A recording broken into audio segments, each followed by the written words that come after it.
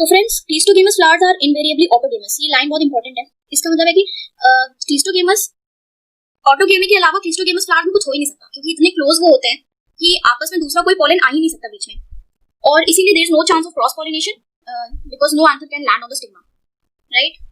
Then क्या आता है, then cleistogamous flowers produce a short seed set. ये भी बहुत इंपॉर्टेंट पॉइंट है। अगर आपसे कोई पूछे कि a short seed set is produced in which type of flowers, cleistogamous, chasmogamous, both and none, तो आप बताइएगा कि क्लीस्टोगेमस फ्लावर्स प्रोड्यूस करते हैं short seed set, because obviously दोनों इतना ज्यादा क्लोज होते हैं कि उसमें सेल्फ पॉलिनेशन हो जाएगा और क्रॉस पॉलिनेशन की कोई जरूरत नहीं है, तो क्लीस्टोगेमस ही प्रोड्यूस करेंगे। Do you think that cleistogamous is advantages और disadvantages to the plant and one? Okay, this you have to answer in the comment section, otherwise I'll upload a new video on it. Okay, now geitonogamy. Geitonogamy is the transfer of pollen grain from anther to stigma of another flower of the same plant. देखो pollination बोल रहे हैं तो transfer तो होना ही है pollen grain का anther से stigma पे, लेकिन अब कैसे? अगर सेम प्लांट में हो रहा है तो वो ऑटोगेमी होगा। अगर किसी दो फ्लावर्स के बीच में हो रहा है, अब वो डिपेंड करता है कि एक ही प्लांट के दो फ्लावर्स के बीच में हो रहा है या दूसरे दो प्लांट्स के अलग अलग फ्लावर्स के बीच में हो रहा है। तो अगर एक ही प्लांट के दो फ्लावर्स के बीच में हो रहा है, then it is geitonogamy, right, another flower of the same plant. Although geitonogamy is functionally cross pollination. Functionally कैसी होती है? क्रॉस पॉलिनेशन होती है और इन्वॉल्व करती है पॉलिनेटिंग एजेंट। जेनेटिकली कैसी होती है? ये ऑटोगेमी होती है। तो since the pollen grain come from the same plant, तो ये याद रखिएगा, बहुत इंपॉर्टेंट पॉइंट है यहाँ पे। गीटोनोगेमी फंक्शनली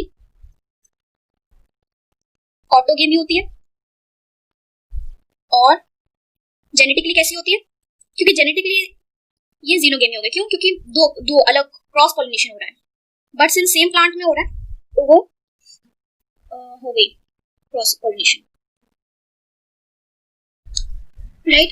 तो geitonogamy is functionally cross pollination and genetically autogamy, right. तो फंक्शनली जीनोगेमी की तरह होगी और जेनेटिकली ऑटोगेमी, क्योंकि सेम प्लांट है तो सेम जीन्स होगा और क्रॉस पॉलिनेशन हो रहा है, दैट मतलब फंक्शन क्रॉस पॉलिनेशन जैसा है, तो फंक्शनली जीनोगेमी और जेनेटिकली ऑटोगेमी। फिर जीनोगेमी ट्रांसफर हो रहा है, सिमिलरली इसमें भी पॉलन ग्रेन का ट्रांसफर हो रहा है एंथर टू स्टिग्मा, लेकिन क्या डिफरेंस है? ये डिफरेंट प्लांट्स के बीच में होगा। सेम प्लांट में होता तो ऑटोगेमी होता, सेम प्लांट के दूसरे डिफरेंट फ्लावर्स में होता तो वो गीटोनोगेमी होता, और अगर सेम प्लांट ही हो, अलग अलग डिफरेंट प्लांट्स हो तो वो जीनोगेमी होगा, राइट। तो इसमें क्या हो जाएगा? जेनेटिकली ये लौता टाइप का, ये बहुत इंपॉर्टेंट पॉइंट है यहाँ पे। This is the only type of pollination which during pollination brings genetically different types of pollen grains to the stigma. तो सपोज आपको क्वेश्चन आए कि which is the process which brings genetically different types of pollen grains, and आपको option में autogamy, geitonogamy and xenogamy, then या फिर all of these, then you have to answer like xenogamy. Xenogamy ही ऐसा लौता pollination है जो कि जेनेटिकली क्रॉस वेराइटीज को प्रोड्यूस करता है, राइट। तो होपफुली फ्रेंड्स आपको समझ में आया होगा इतना। आगे चलते हैं। Agents of pollination. अच्छा, यहाँ पे देखिएगा, इससे ये दिया हुआ है एग्जांपल में, सेल्फ पॉलिनेटेड फ्लावर्स का ये एग्जांपल है, देखिए यहाँ पे है ना, ये एग्जांपल है इसका। आप मुझे जो भी मैंने पिक्चर आपको दिखाई है कि कौन सा प्लांट है, आप प्लीज कमेंट सेक्शन में रिप्लाई करिएगा। फिर बी वाला देखिए सनफ्लावर है, क्रॉस पॉलिनेशन एग्जांपल है। और थर्ड वाला देखिए क्लीस्टोगेमस फ्लावर है, ये क्लीस्टोगेमस, ठीक है, क्लीस्टोगेमस, केस्मोगेमस, दोनों इसमें दिए हुए हैं। Now agents of pollination. अब एजेंट्स क्या है पॉलिनेशन के, हम लोग देखेंगे।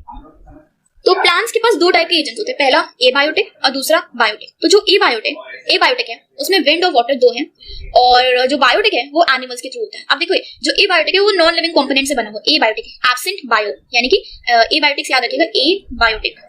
तो ए से एब्सेंट हो गया, एब्सेंट, एंड बायोटिक मतलब लिविंग, लाइफ, एब्सेंट लाइफ, ठीक है, एब्सेंट लाइफ। तो ये नॉन लिविंग वाले हैं। तो नॉन लिविंग में क्या आ जाता है? नॉन लिविंग में विंड और वाटर, ठीक है, ये सब आ जाते हैं। फिर बायोटिक में क्या आ जाता है? एनिमल्स आ जाते हैं।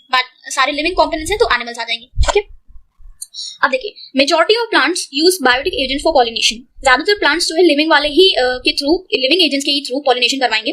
Only a small proportion of plants use abiotic agent, बहुत ही कम, बहुत ही स्मॉल, छोटा proportion of plants abiotic agents use करेंगे। तो अच्छा, ये ऐसे क्वेश्चन आ सकता है कि which of the following statement is correct. तो इसमें दे देगा आपको statement 1, majority of biotic agents are majority of plants use abiotic agents and only a small proportion use biotic agents, then you have to answer like both statements are incorrect. Why? Because ज्यादातर जो plants हैं वो living agents के through अपनी pollination करवाते हैं, और बाकी के जो small, बहुत ही कम proportion of plants होते हैं जो कि abiotic के थ्रू अपनी pollination करवाते हैं, right?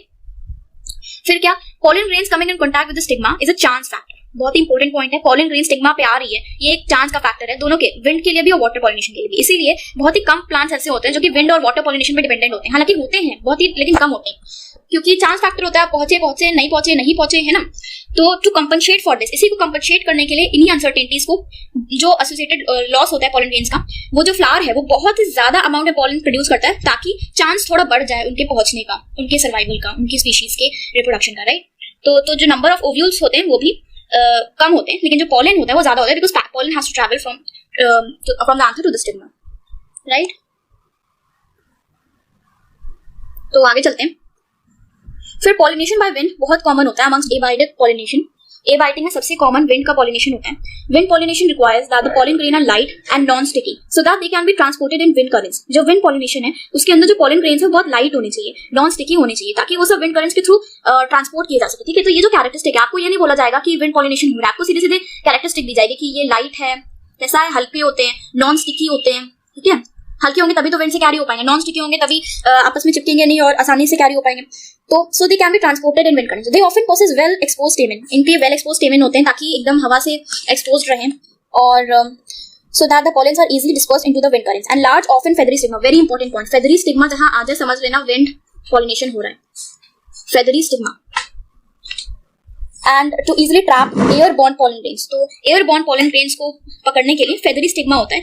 ये जो है evolution होता है ऐसे stigmas का जो कि wind के थ्रू अपनी pollination करवाते हैं।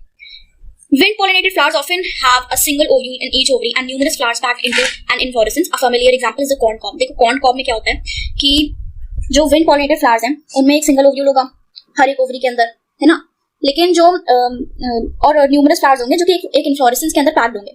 कॉर्न कॉब एक बहुत ही अच्छा एग्जांपल है इसका। वो एक इन्फ्लोरेसेंस होता है, उसमें बहुत सारे फ्लावर्स का गुच्छा होता है, इन्फ्लोरेसेंस होता है वो, और उसमें जो है एक ओव्यूल, वो जो विंड पॉलिनेटेड फ्लावर होता है उसके अंदर एक सिंगल ओव्यूल होता है हर एक ओवरी के अंदर। फिर जो कॉर्न कॉब है उसके अंदर जो टैसल्स होते हैं, that are nothing but stigma and style. This is a very important point. तो फ्रेंड्स कॉर्न टैसल्स में क्या होता है कि जो इसके टैसल्स हैं वो स्टाइल प्लस स्टिग्मा दोनों से बनता है ये, ठीक है। और ये बहुत ही इंपॉर्टेंट क्वेश्चन है, बन सकता है यहाँ से। जो टैसल्स हम देखते हैं उससे वो सब उसके स्टाइल और स्टिग्मा होते हैं जो कि विंड में फहराते रहते हैं, वेव करते रहते हैं, और पॉलन ग्रेन को यही सब ट्रैप करते हैं, स्टाइल प्लस स्टिग्मा, ठीक है। Wind pollination is quite common in grasses, very important example. Wind pollination grasses में होता है, ठीक है। विंड पॉलिनेशन के दो एग्जांपल मिल गए, एक तो कॉर्न कॉब एंड ग्रासेस, ठीक है। फिर pollination by water is quite rare in flowering plants and is limited to about 30 genera. Water से पॉलिनेशन बहुत ही लिमिटेड होता है, केवल 30 जेनरा होती हैं, और उसमें भी ज्यादातर मोनोकॉट्स होती हैं जो कि वाटर से पॉलिनेट करती हैं। As against this, you would recall that water is a regular mode of transport for the male gamete among the lower plant group, such as algae, bryophyte and pteridophyte. और इसका उल्टा होता है lower plant groups में। Lower plant में क्या होता है कि जो algae है, bryophyte, pteridophyte प्लांट में हमने पढ़ा था कि उसमें algae, bryophyte, pteridophyte इनमें जो pollination है वो that is through water. Water के थ्रू मेल जो गेमीट है वो पास होता था to the female. It is believed, particularly for some bryophytes and pteridophytes, that their distribution is limited because of the need for water for the transport of male gamete and fertilization. ऐसा माना गया है कि कुछ bryophytes के लिए और कुछ टेरिडोफाइट्स के लिए जो उनका डिस्ट्रीब्यूशन है वो लिमिटेड इसीलिए रह गया क्योंकि वो सबको वाटर की जरूरत पड़ती थी for their transport of male gametes and fertilisation.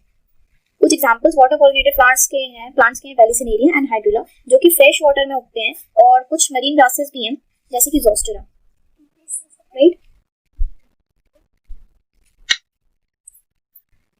आगे चलते हैं। फिर तो फ्रेंड्स याद रखिए एग्जांपल बहुत इंपॉर्टेंट है। एक तो 30 जेनेरा में वाटर पॉलिनेशन होता है, उसमें भी ज्यादातर मोनोकॉट्स होते हैं। फिर जो वेलिसिनेरिया एंड हाइड्रिला ये दोनों ही फ्रेश वाटर्स होते हैं, ठीक है। दूसरा क्या है जोस्टेरा है grass and it is a sea grass and it is marine होती है ये, ठीक है। Not all aquatic plants use water for pollination. सारे एक्वेटिक प्लांट्स में वाटर से पॉलिनेशन नहीं होता। ज्यादातर जो मेजॉरिटी ऑफ एक्वेटिक प्लांट्स है वाटर हाइसिंथ, वाटर लिली, इनके जो फ्लावर्स है वो पानी के लेवल तक आ जाते हैं और ये सब पॉलिनेट होते हैं बाय इंसेक्ट और विंड। बहुत ही इंपॉर्टेंट यहाँ पे है कि majority of aquatic plants such as majority sea plants में, एक्वाटिक प्लांट्स में जो पॉलिनेशन है that is not by water but, जैसे एग्जांपल में water hyacinth water hyacinth and sea lily, water lily भी कहते हैं, है ना, वाटर लिली। ये सब जो है इनका इंसेक्ट्स या फिर विंड, इनके थ्रू पॉलिनेशन होता है। As in most of the land plants, ज़्यादातर लैंड प्लांट्स की तरह वैलिसन एरिया में जो फीमेल फ्लावर है वो सरफेस ऑफ वाटर तक आता है by long stalk and male flower pollen grain release करता है सरफेस ऑफ वाटर पे, फिर ये सब passively by water currents carry किए जाते हैं। कुछ इनमें से इवेंचुअली फीमेल फ्लावर तक पहुंच जाते हैं वाइल स्टिग्मा तक, और कुछ नहीं पहुंच पाते हैं। दूसरे ग्रुप्स जो है वाटर ओरिएंटेड प्लांट्स के वो है सी ग्रासेस। इसमें क्या होता है कि जो फीमेल फ्लावर है वो समर्ज रहती है वाटर के अंदर, और जो पॉलन ग्रेन्स है वो सब रिलीज होते हैं वाटर के अंदर ही। पॉलन ग्रेन्स बहुत सारे ऐसी स्पीशीज के बहुत सारे स्पीशीज में होते हैं, लंबे लंबे होते हैं, रिबन लाइक होते हैं, और ये सब पैसिव करंट के साथ, वाटर करंट के साथ कैरी किए जाते हैं। सम ऑफ देम, कुछ जो है स्टिग्मा तक पहुंच जाते हैं और पॉलिनेशन कर लेते हैं। ज्यादातर वाटर पॉलिनेटेड स्पीशीज में जो पॉलन ग्रेन है वो म्यूसिलेजेनियस कवरिंग से बनी होती है, और ये इससे ये एडवांटेज होता है कि जो पॉलन ग्रेन है वो गीली नहीं होती है पानी में रहकर भी, क्योंकि उसके ऊपर म्यूसिलेज कवरिंग लगी रहती है जिससे वो डिस्ट्रॉय नहीं हो पाती। Both wind and water pollinated flowers are not very colourful and do not produce nectar. देखो, तो ज्यादातर जो wind and water pollinated flowers हैं वो इतने कलरफुल नहीं होते। ऑब्वियसली बात है, क्या जरूरत है उन्हें कलरफुल होने की? जब अगर इंसेक्ट को अटैक करना होता अपनी तरफ तो वो कलरफुल होते, तो ठीक है, कोई बात समझ में भी आती। लेकिन अगर कोई जरूरत ही नहीं है इंसेक्ट को अटैक करने की तो क्या जरूरत है? तो इसीलिए they are not very colourful and they don't produce nectar. Okay, तो रीजन भी समझा दिया है।